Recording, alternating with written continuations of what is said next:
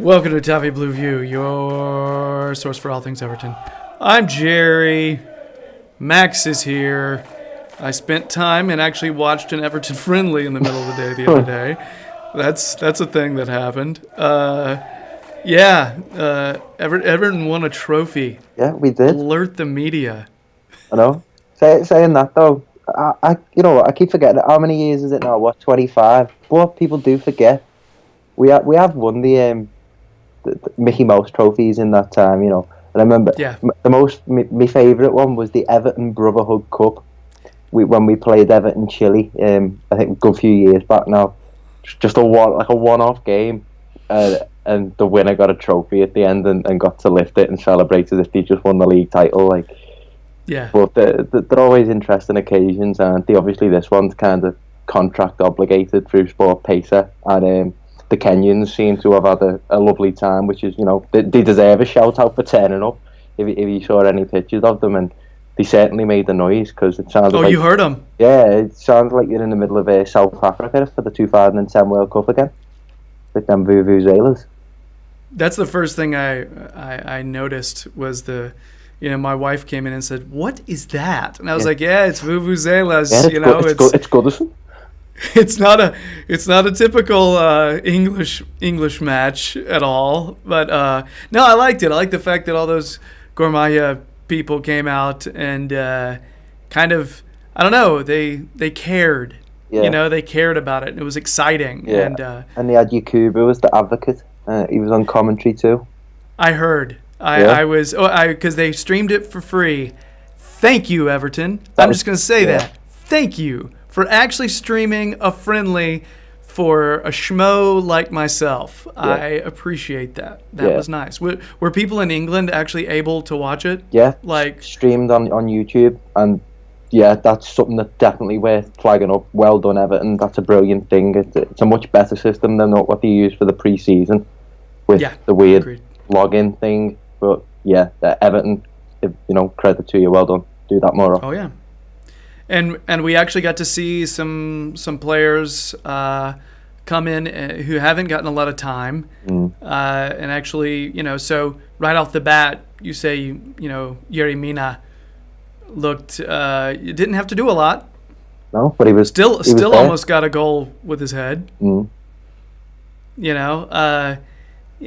didn't have to do a lot, so he looked fine. You can't say he was a standout performer because he didn't have to do much. Minutes on the pitch, isn't it? What counts there. Exactly. Jags got in, Schneiderlin got in, Davies looked great. Standout performer for me, probably the same one for you. Gotta say Lookman. Yep. Definitely. Yeah, I think he's made a very good case for continuing to up his minutes on the pitch. He just seems like he's back. Intelligent too. You can do the definite maturation of his play there. You see the way he links up, the way he distributes the ball, and the fact that was almost the second team. He definitely looked the strongest out of the bunch.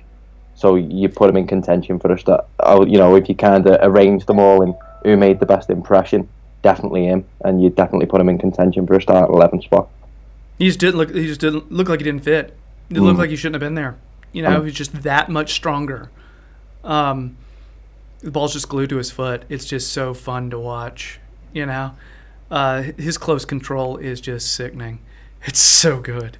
Let's see here. Who else did we get to watch? We saw Beningame come in for Baines, playing out of position, and do just fine. Yeah, did okay. James McCarthy too. I was delighted to see him get on the pitch. Got himself an assist too. Got an assist. And he looked energetic and pressing, and I want to see that. I want to see more of that. Yeah, it's typical of himself, and it's good to see a player come back from injury and not look timid or shy in that sense, because it's always nervy once you come back from injury, getting yourself back onto the pitch, and him more than anyone will know what the road to recovery is like and what it's like to start playing again.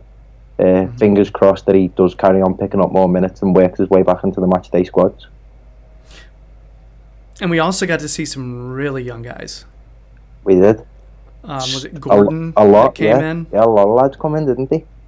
is it Kyle John, Anthony Gordon, Nathan Broadhead, and Broadhead was the one who got himself on the score sheet. Got a goal and an assist. Yep. I think. Setting the ass up, didn't he?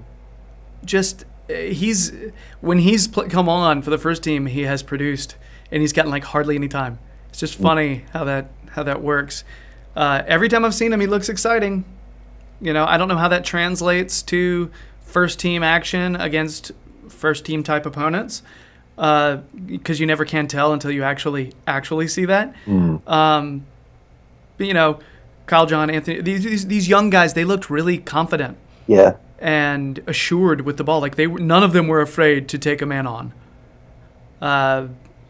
Gotta love that, because you see it too often. A lot of times, players who they'll go up and they'll see there's a man there and they'll just turn around and play backward. Yeah, and you got to factor in the occasion. Obviously, they're bound to be confident with that kind of that gulf in class there. It's really, you definitely know the manager said, there's an impression to be made. Go out there and take your chance, and certainly think all of them did that. Oh yeah. Virginia got to play. Finally got to see him. Made a good save too. Can you really see Steck hanging around next season?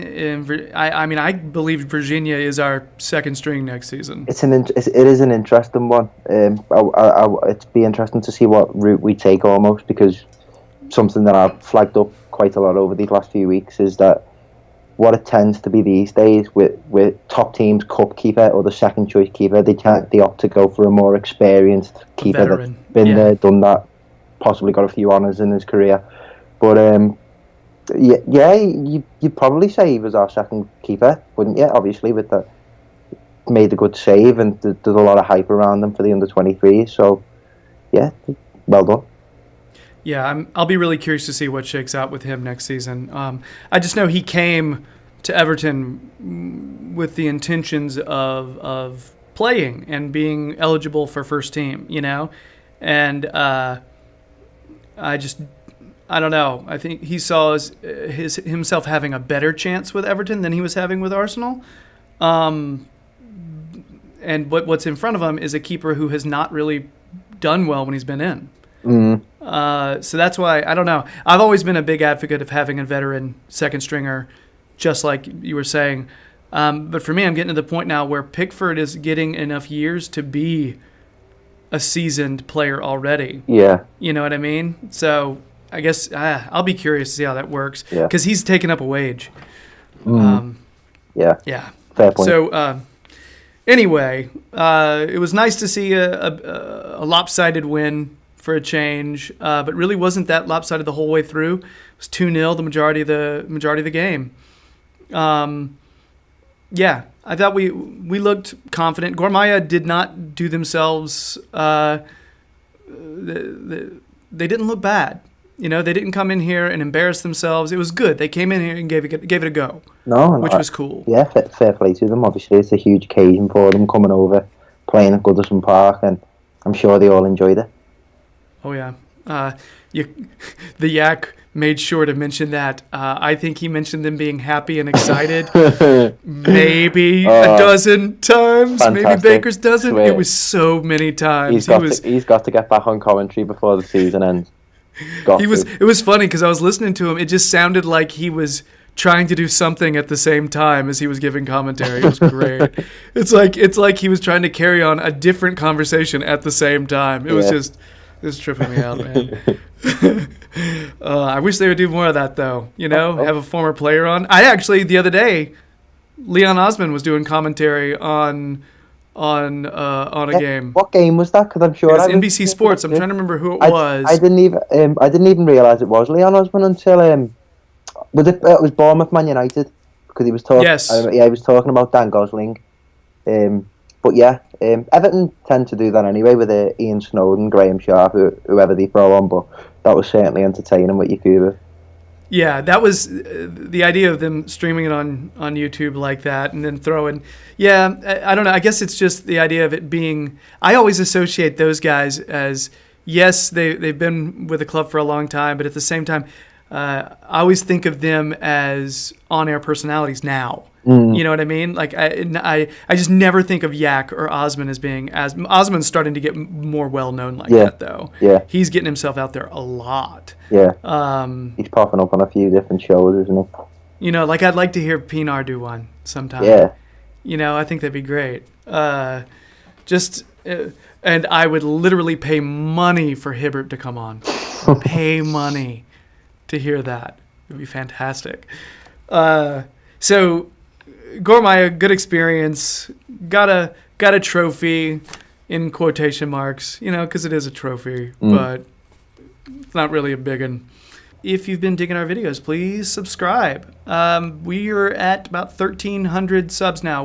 We hit the 1,300 mark. So thank you very much for the people who have subbed. I guess that's it for this one, though. Bye.